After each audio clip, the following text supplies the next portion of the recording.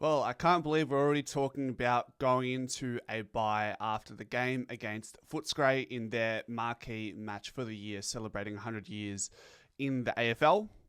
So let's get into it, and obviously let's get a win going into this bye and get ourselves primed for that game, that massive Thursday night game against Carlton. Cannot wait for that.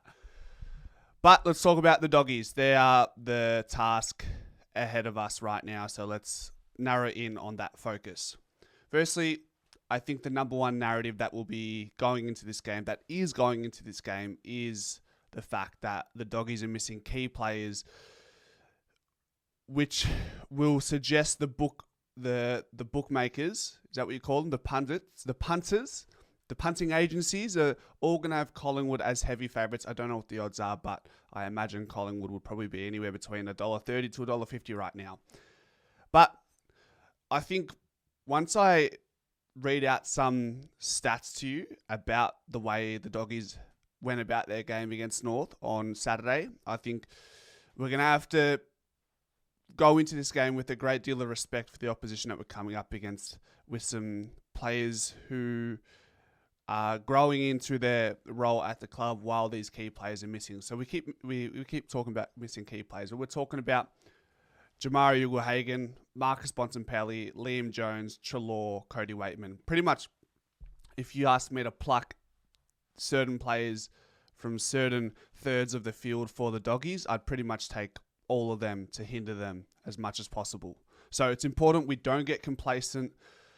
Like I said, it's a side that is impressed early on, albeit through one game. But what we know about the Doggies is they're an extremely high inside 50 volume team. So if it does trend in the way that we lose the contest and the Doggies get first use, we'll find out a little bit more about players like Reef McInnes, whether he's up to it against players like Sam Darcy and Aaron Norton. And with extra volume going into our D50, we'll probably find out more about Darcy Moore. Can he get back to that All-Australian form? He took a really good step in the right direction against Port. Hopefully he can build on that. So they were the number one side going inside 50 as far as volume was concerned last year.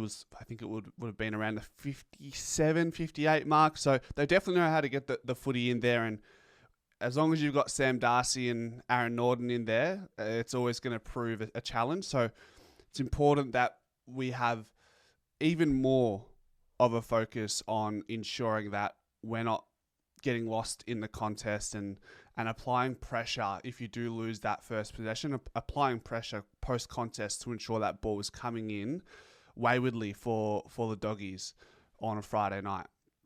And on the other end, the Doggies D50, I'm wondering if we can stretch them. I'm looking at their backline, and to put it bluntly, it's incredibly susceptible if we play the way we need to play and get good quality looks going inside 50 like we did against Port, but not so much the way we did against GWS. So I'm looking at the Doggies. They got James O'Donnell, Joel Frazier, Luke Cleary, who's out with concussion, Lockie Bramble, Rory Lobb, and Bailey Dale. So not a steady backline by any stretch of the imagination there. So that's something we need to be licking our lips at. If we can build on like our turnover game, our forward half territory game that we displayed against Port. I think we scored 99 points from turnover against Port. And if we can burn the Doggies like we did against Port in that sense, there's no way the Doggies defense is gonna be able to stand up strong against Dan McStay, Maya Check, Membry, Jamie Elliott, all these lads, and even the big fellas, watching them live at the ground, they run back hard to goal very fast. They push their players, their physical capacity, their endurance ability, their aerobic capacity. So even these big fellas, when the ball does get turned over, they're willing, our forwards in the three big M's, are willing to run back hard to force defenders to defend with their player goal side of them. That is the most uncomfortable position as a defender, running back to goal while your player's ahead of you.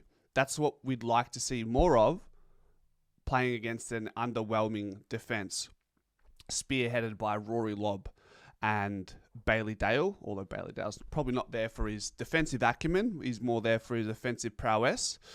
But nevertheless, 99 points against Port. The average, or a really good turnover score on an average basis, is probably close to the 10-goal mark, 55, 60 points. 99 points.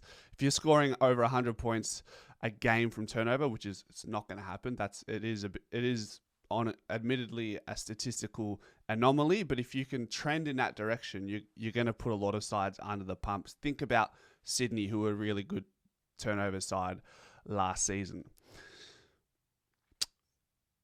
The other obvious thing we're looking for to continue to build on is our tackling pressure. 69 tackles. It's right where we belong. That's where we were last week. A night and day between Port and GWS. We were a top 4 side last year, averaging 65 tackles. So if we have that present in every game, you're always going to have a good chance to nab a game or win every game or get as close to as possible. You build your game on contest and pressure, it's going to take you a long way. The one stat, so remember I said, irregardless of the personnel that the Doggies have, the one stat that pointed to me and said, hey, this is why we can't undermine this team that is compromised right now as far as injuries are concerned, it was the scores from stoppage source. So the Doggies were the number one side when it came to scores from stoppages last year. And they're continuing that trend without Bont, without Treloar in there, without the likes of being able to kick it long to Jamal Ugle-Hagan and have Cody Waitman at the ground level when the ball hits the deck. They still scored 9 goals against North from stoppage, which is once again an incredible return on investment. The average for scores from stoppages sits at about 33. 40 has you at elite. 54 is off the Richter scale. So I reckon that's probably going to be the main thing I'm going to be looking for on Friday night. We do go into this game with confidence in that area, with Jordan De Goey coming back and Ned Long giving us some fresh air in there. But also, we won both games against GWS and Port in the contest. I think we were +7 against Port, and then we were well ahead of GWS in that category. But obviously, things didn't go away after the contest. We kept Port to just a goal in the scores from stoppages. So that, to be able to defend from stoppage like that and ensure that we don't concede from a stoppage source, and moreover conceding just 1 goal, that is an unbelievable feat, and that will give us great confidence going into a side who have been the number 1 stoppage side for the last couple of years. I think that's going to be a feather in a cap that we're going to take into the game and wear proudly, and hopefully we can emulate that once again. So that is going to be the focal point, the main focus for me going into this game. I've got a couple matchups I want to talk about briefly. Tom Liberatore still continues to impress, and he's the heart and soul of that Footscray side. 28 touches, 9 clearances against North. The other one, I don't have a matchup for him because team defense is important. As Fly said in his presser, what matters is that we have pressure at the contest, and that will alleviate the surges that teams will have throughout given periods of the game. So that's obviously important to be mindful of. But a player like Bailey Dale, playing off the half-back line, in his last 3 games against Collingwood, he's collected 35, 29, and 25 disposals, and 6 coaches' votes between those 3 games to go with it. And his form right now is good. Once again, 8 coaches' votes against North. So while he likes to play against Collingwood, he's also taking good form into this game. So it's going to be something or someone that we're going to have to put some time into. And we're in a situation where there's no Caleb Daniel there right now.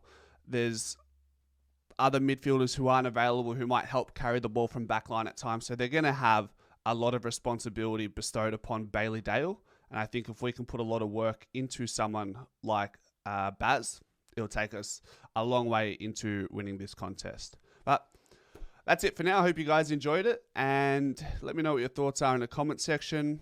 What are you most looking forward to on Friday night? Go Pies.